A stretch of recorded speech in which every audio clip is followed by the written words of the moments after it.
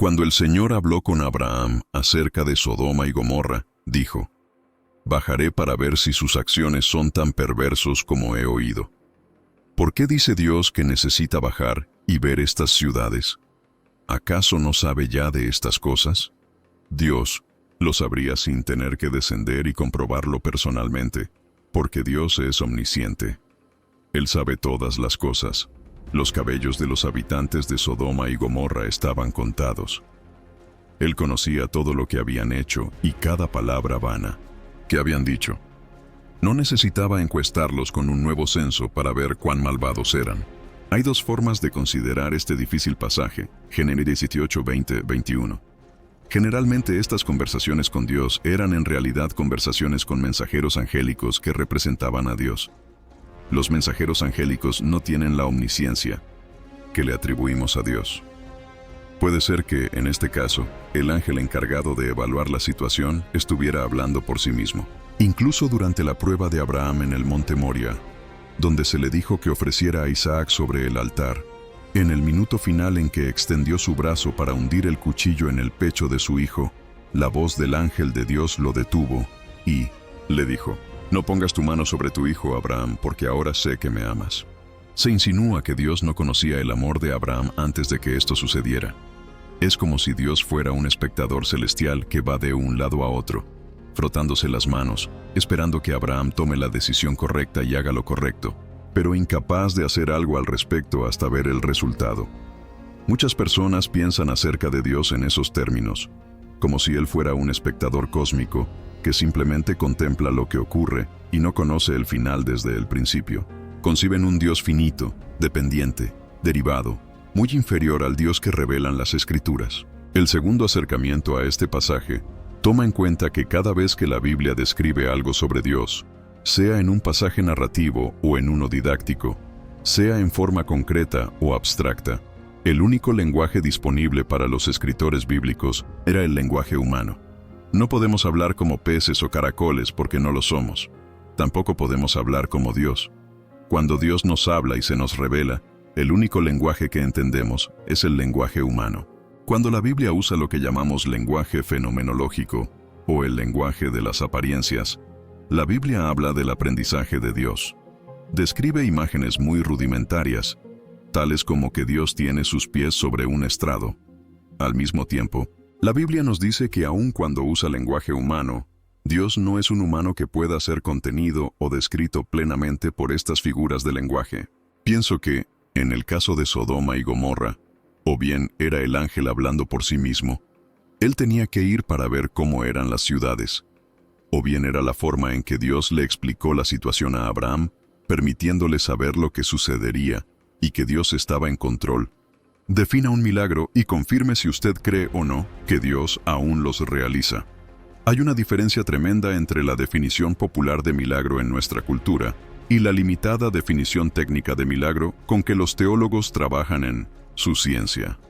A menudo podemos tener serios problemas de comunicación cuando la gente me pregunta si creo que Dios hace milagros actualmente. Si por milagro queremos decir que Dios está vivo y activo, haciendo funcionar su mundo a través de su providencia, influyendo el curso de los sucesos humanos, entonces a todas luces Dios lo está haciendo. Si la pregunta alude a si Dios está o no respondiendo oraciones, entonces diría enfáticamente que sí, que Dios está respondiendo las oraciones. Si preguntamos si la providencia de Dios está haciendo suceder cosas extraordinarias en la actualidad, diría que sí, absolutamente. ¿Sana Dios a la gente como respuesta a la oración? Diría que sí a todas esas preguntas porque estoy convencido de que Dios está vivo y activo haciendo todas esas cosas. Si definimos un milagro como una obra sobrenatural de Dios, entonces diría que Dios sí ejecuta obras sobrenaturales en la actualidad. El renacimiento de un alma humana no puede efectuarse por medios naturales.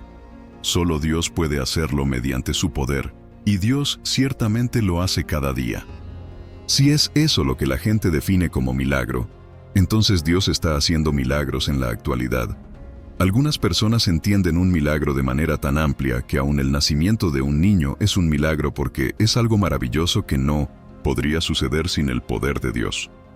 Así que definirían un milagro como cualquier cosa maravillosa que sucede mediante el poder de Dios. Si esa es la definición de milagro, entonces nuevamente yo diría que, sin dudas, Dios los está efectuando hoy. Sin embargo, podemos estar hablando de milagro en el sentido técnico de una acción efectuada en contra de las leyes de la naturaleza, Dios alterando las leyes que Él mismo puso en acción. Por ejemplo, haciendo surgir la vida de la muerte, o sacando algo de la nada, como cuando Jesús resucitó a Lázaro, cuyo cuerpo estaba en estado de descomposición luego de 4 días en la tumba. No creo que Dios esté haciendo esa clase de milagros hoy. Por cierto, creo que Dios podría resucitar a todos los seres humanos de todos los cementerios del mundo si lo quisiera, pero no creo que esté haciendo esa clase de milagros hoy. La razón principal por la cual hizo aquellas cosas en los tiempos bíblicos fue para certificar la revelación como divina, para respaldar lo que hablaba, dando una evidencia de su autoridad. Puesto que ahora tenemos la Biblia, ya no son necesarias otras fuentes diferentes y milagrosas de revelación. ¿Cómo definiría usted la soberanía de Dios? Tengo un amigo que vino a este país desde Inglaterra. Su nombre es John Guest. Es sacerdote episcopal en Pittsburgh.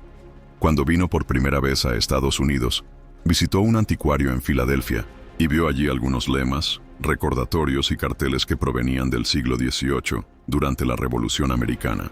Vio letreros como "No me pisotees" y "No al cobro de impuestos sin representación legislativa", pero el que cautivó su atención fue uno que decía en letras gruesas: "Aquí no servimos a ningún soberano". Cuando John vio eso, siendo inglés, dijo: ¿qué posibilidad tengo de comunicar la idea del reino de Dios a una nación que le tiene alergia a la soberanía? Como americanos, estamos acostumbrados a un proceso democrático de gobierno. Cuando se habla de soberanía, se habla de gobierno y de autoridad. Desde una perspectiva bíblica, cuando las Escrituras hablan de la soberanía de Dios, revelan la autoridad gubernamental y el poder de Dios sobre todo su universo. En mis clases del seminario, hago preguntas como: ¿tiene Dios el control de cada molécula en el universo? Cuando hago esa pregunta digo, la respuesta no definirá si eres cristiano o musulmán, calvinista o arminiano, sino que definirá si eres teísta o ateo.